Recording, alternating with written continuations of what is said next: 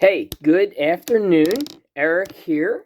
Wanted to take the next couple minutes here to kind of continue on um, our conversation around the RAP program, but also to and each time I will interject a few things to also help move you forward with the with the with working on the ketogenic diet for the mental illness. Now, um, but first, don't y'all laugh, but I don't know why I've been thinking up until now like you needed, like it was live talking. Like I forgot the stupid thing is videoed.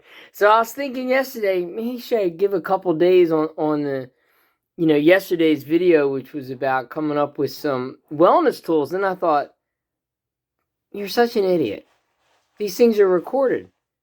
There might be somebody watching this a year from now that would go back, like, and then if you watched it yesterday, you don't have to watch the next one.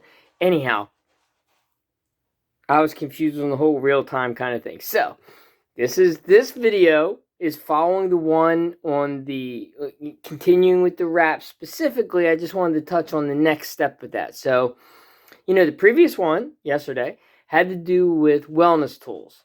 Super simple.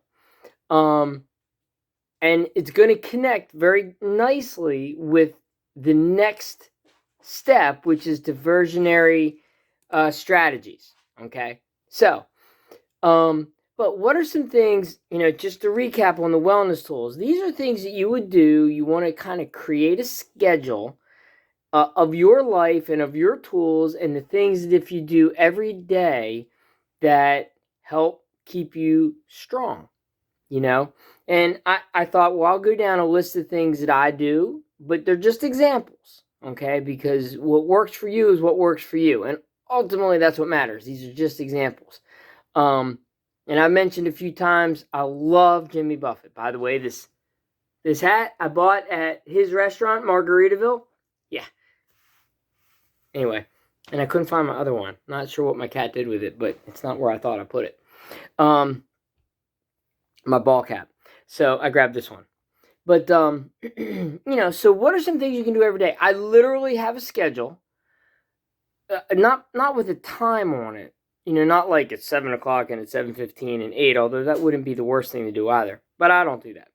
But I do have kind of a morning routine that is sort of a checkbox. Like, did I do this? And, and these are things that that I've kind of developed over time that help keep me feeling together. Okay. Now, I'm going to use one as an example. Ironically, this one specific thing that I like to do, a lot of people deliberately don't like doing it for their wellness. But that's okay because it's just an example anyway. Watching the news. Now, it developed with me because the day 9/11 happened, like the day in 2001 that 9/11 happened, was the same day I had some electricians coming over my house, and I had fuses in this house. It was an old house, of course, and I was converting the system over to breakers and also upping it to, I guess, 200. Anyway, but upping the power to the house. Now, that was the day of 9/11. So what happened was all the power's off. Nothing was happening. Like like all the power was off. Like I had no TV, I had no cable, I had no lights, but they came over in the morning. And and so I remember the guys were working outside, right, on the box, and it's all quiet, right, because there's no power. And their partners came up in a minivan to help them, right? I think there were 2 there and 2 more coming. Like, okay, so these 2 new guys show up, and they're going, you're not going to believe what happened. And they're trying to explain what happened with 9/11 with planes hitting the towers. But they heard it on Howard Stern. That's what they were listening to in the van. So I'm sure you can understand, if that's the news you're getting, how, even they didn't necessarily trust. They're like, we don't know if that's what's really going on. So they hooked up my power again so that we could hear, like, put on the news. Anyway, the point kind of is, I hated the feeling of being unable to know what's really going on. So, a long time ago, I kind of realized this, and I could absolutely retrain my brain. It's not that important to retrain. So, I mean, I recognize that, I'm not that much of a victim, especially if I recognize that that's what's driving me nuts. But for a while, I hated not being able to watch the news. Like, that was kind of a thing. So I developed this weird sense of, like, I want to be able to put on the news for just, like, 10, 15 minutes every day, just so I know nothing major happened, right?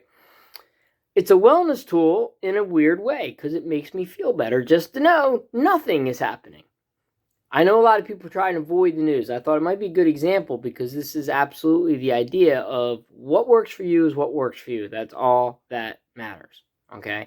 It makes me feel a little settled. I don't feel anxious. Like, hey, did you hear anything on the news yet?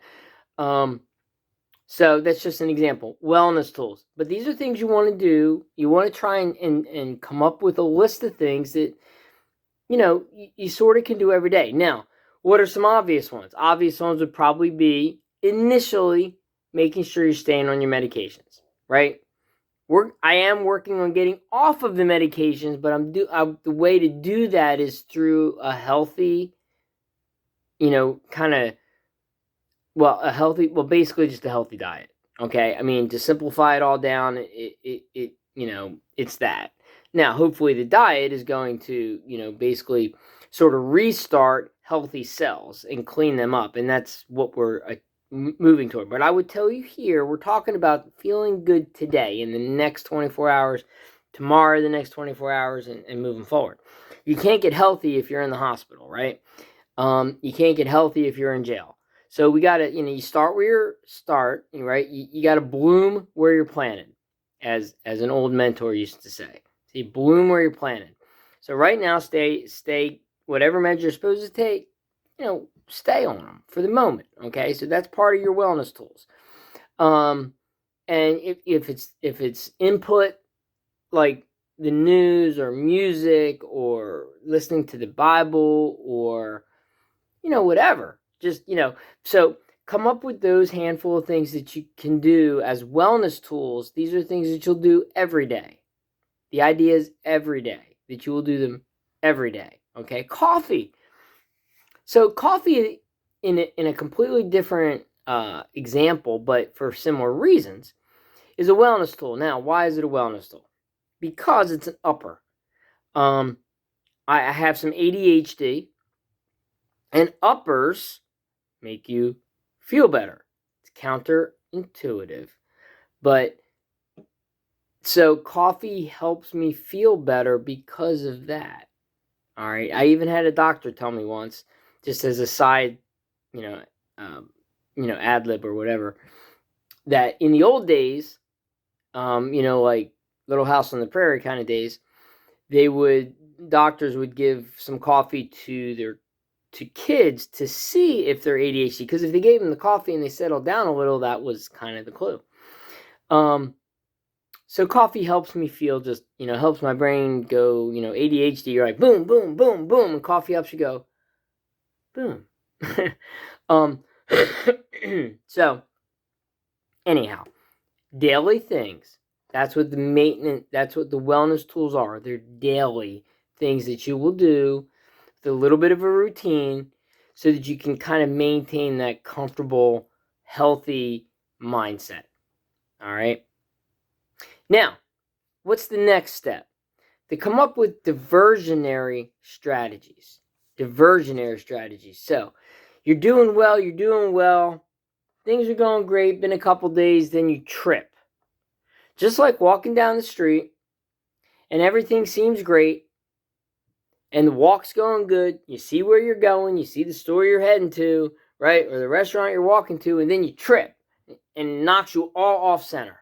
You didn't see it coming, and now you're not sure what to do because you're like, where am I going to grab it? I'm falling. And So that's a diversionary strategy, are things that you can pre-set up. In other words, plan to do when you feel like you're tripping. Cool, I can use that term, tripping. When you feel like you're tripping. What will help divert you from slipping too far down the wrong path. All right? It's nothing more than an honest to God trick. How can you get your mind off of what's bugging you? Now, that's the way I think about it, because as somebody that struggles with my condition, what gets in my way more are irritations. And, the whole way I would define someday down the road when I can come to you and say, hey, I feel like I'm in remission. Like I really have cured this. Well, that will come with, and I will do that with a lot of doctor input. I will. I've got a doctor right now that I'll share with you that is more of a holistic believer. And I'm very excited to start working with him. But, I want professional medical care until I don't need it. And yeah, I need it now. Okay? But I won't forever. The whole goal of this is so that I can get myself healed and healthy. All right? But I will have that day where I may even have, us talking together on a video and him sharing with you all the things that I am working on and how he can, in the best of his medical advice, go, I think he's got this licked. Because I want you to lick it. I want you, where are you? Looking for you. I'm looking for my finger. All right. I want you to kick this too. All right. Because we're a better society. We're better, soldiers for the Lord. We're better members of our society, and whatever you do, if you're healthy, right? Especially mentally healthy. So diversionary strategies. Now, one that I like a lot, all right, it's as simple as video games. It's that simple. I'm feeling like kind of like, and if I can, and you'll need several of these, okay, because you can't always do one or the other. But if I can and I'm home, if I sit down, and the one game I like a lot is Minecraft. Okay, it's the only game. It's the only game I really like. But it's less of a game and more of a creative nature, because I love building castles in that electronic game world. But anyway, I forget the world. So it's not just what was bugging me, it's everything else too, right? I forget what was making me happy. Like I forget everything. I'm like, I'm in. Like my mind goes from here into the game. And that's the kind of thing that you want to be thinking about. What types of things in your world, in the things that you love, help you escape the moment? My mother, honestly, to this day, I'm not sure this is really what she was doing, but I swear to God, if she was reading a book, right, she loves reading these novels. I could go up and I could stand in front of her and go, Mom, Mom, Mom, Mom, like as a kid, right? She'd be reading her book. I'm like, Mom!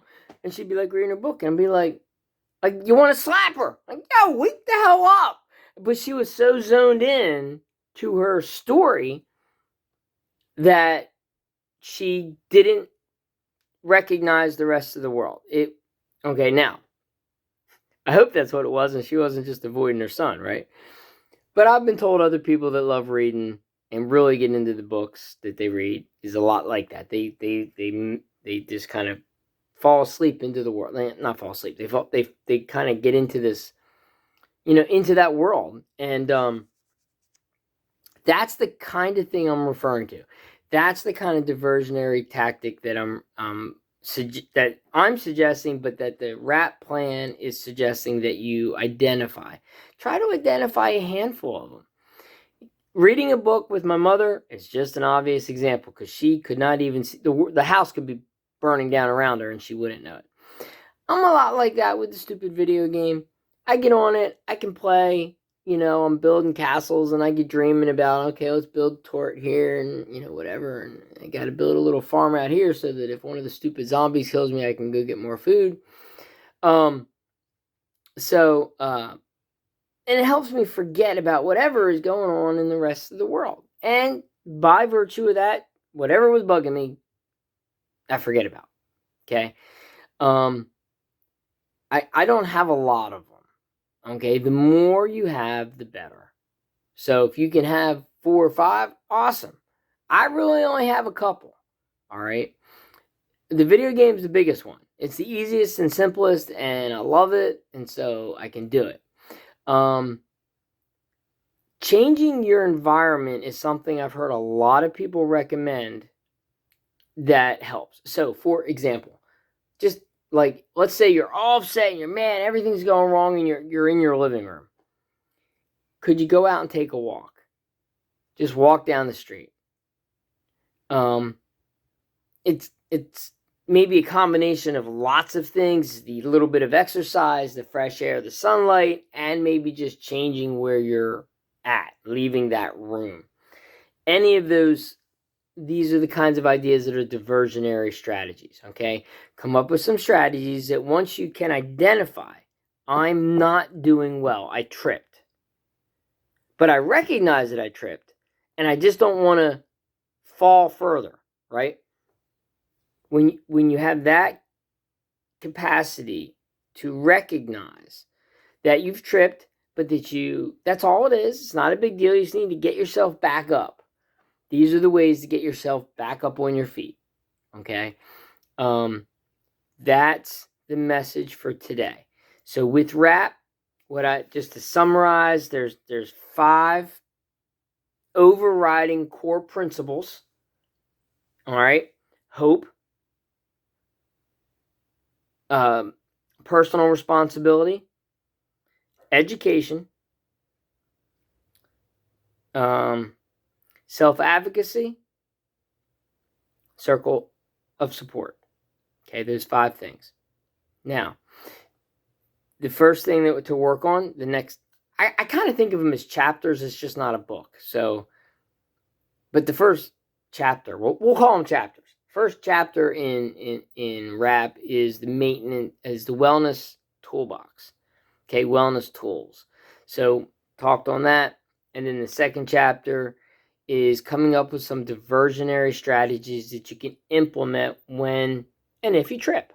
Okay? Everybody trips. Like I said in the last video, some of these things are really life skills.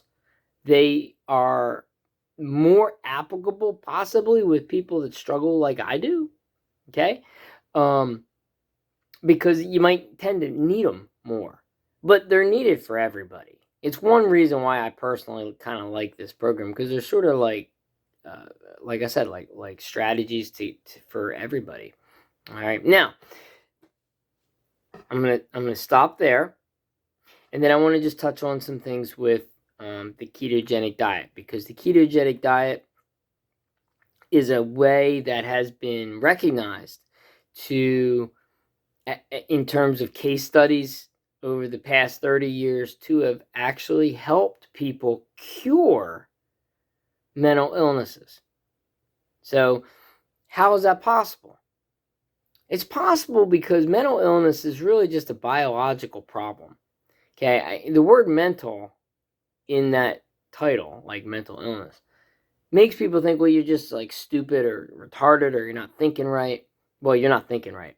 But it's like all up here in your brain's electrical waves. Like there's and that kind of really, that might be true, right? I don't know how to best describe it, but like, if you boil all that down, what's causing those thought processes? And is that correctable? Now it's a really good Dr. Palmer is one that I have seen a lot of videos on. He describes it best. There's psychoses that are, we'll call them normal experiences. So, for example, your average person, good life, wife, kids, house, white picket fence, great job, feels depressed. That would be more of a clinical side of depression, right? In other words, everything in his life is basically good. Why would he be depressed, right? So there's that example. And then there's the person that lost his job and got divorced and maybe got arrested and went to jail. Like, in other words, the circumstances of his life would depress anybody. That is not what we're talking about healing. Okay, that person and the way we are conditioned, we're supposed to almost feel depressed when things like that happen, because that's the way our body says, hey, this isn't good, fix it, right? We got to get, pick yourself up by your bootstraps or whatever, right? Let's fix these things that are going wrong in life. If you didn't feel depressed, you wouldn't be motivated to fix them. Okay, so that is a circumstantial scenario where most psychiatrists would actually say, if you don't feel depressed, that's a problem. You should feel depressed in experiencing challenges like that. It's looking at the other side of the fence. It's looking at people that, for all other reasons, should be happy, right? And I'm just using depression as one example. For all other reasons, it should be happy. So those are the people whose cells are need healing, because they really shouldn't be depressed. Okay, somebody like myself that struggles with bipolar and mania. Okay, I have more the manic side rather than the depressive side of bipolar.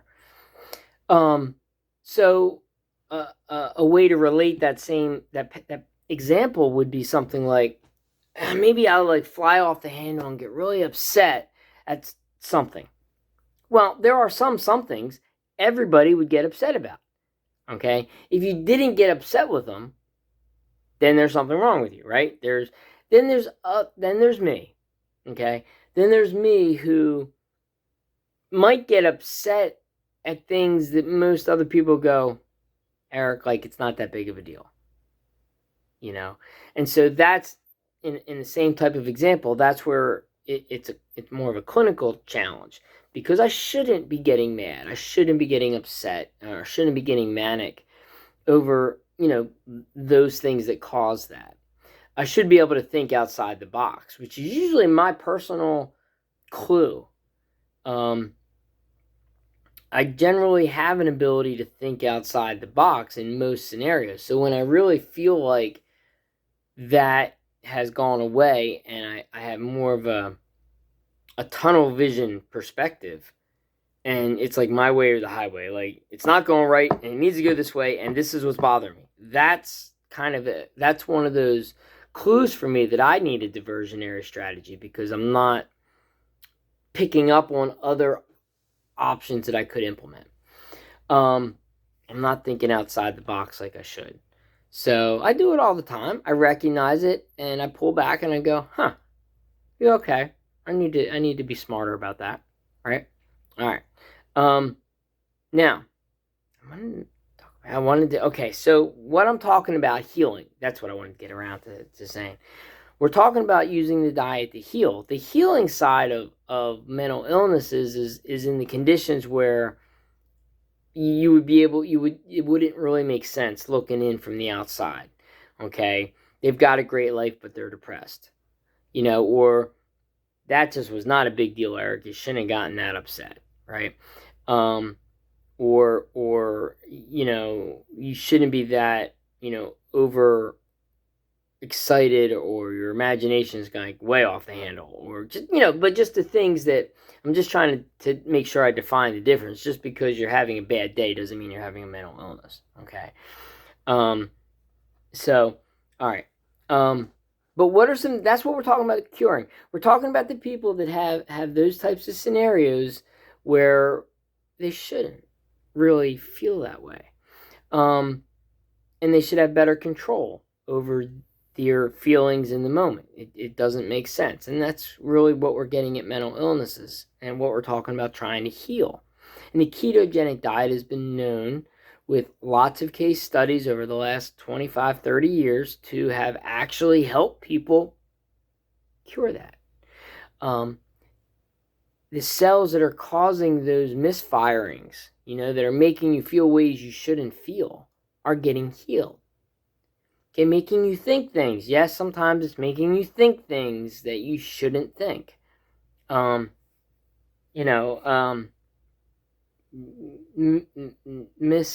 trying to think of the right way to say that, but misinterpreting, which I think is what I've been challenged with a lot.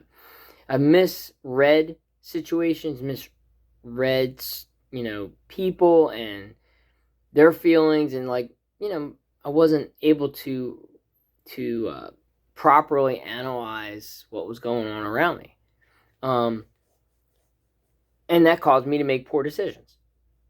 So, that's all kind of part and parcel to what we're trying to heal. So, what are some great examples? And I wanted to just touch on a few examples. Oh, I forgot to bring it over here. Don't go nowhere. I don't know how to turn it off and turn it back on and have it be on the same video, so don't go away. But this was something I wanted to share.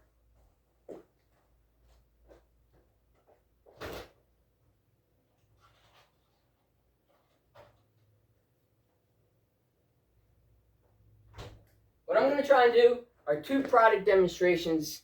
Well, not 2. I'm going to try and do product demonstrations. Hey, I'm back. Here we go. Okay, cool. All right. That I'll try and share different things that have helped me.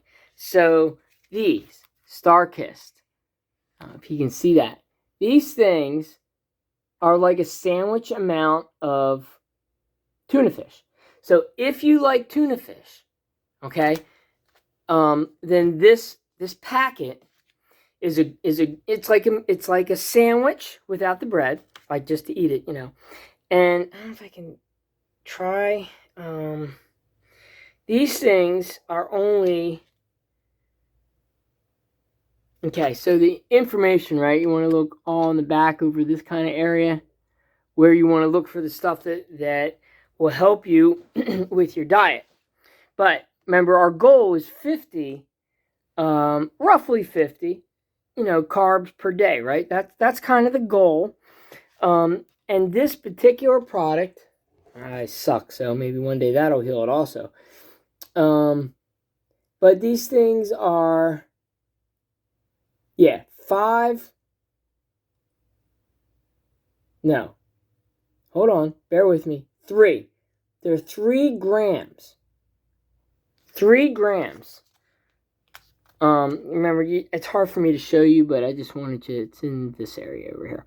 So, you're looking for carbohydrates, and then you subtract the dietary fiber, okay? And that gives you what you're looking at as the grams. Well, that's 3.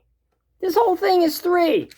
Now, I'll admit, I need 2 of them, okay? Because I don't need 2 of them, but I mean, I like eating 2 of them. So it's 6. 6 grams, and I'm full with that. 3, one pouch. So that's one thing I wanted to share with you. Okay, 3 grams. That's a sandwich. That's a tuna fish sandwich without the bread. And I used to love actually making regular sandwiches with cheese. So no problem. Throw a slice of cheese in there. Like, eat the cheese with it, right? Okay.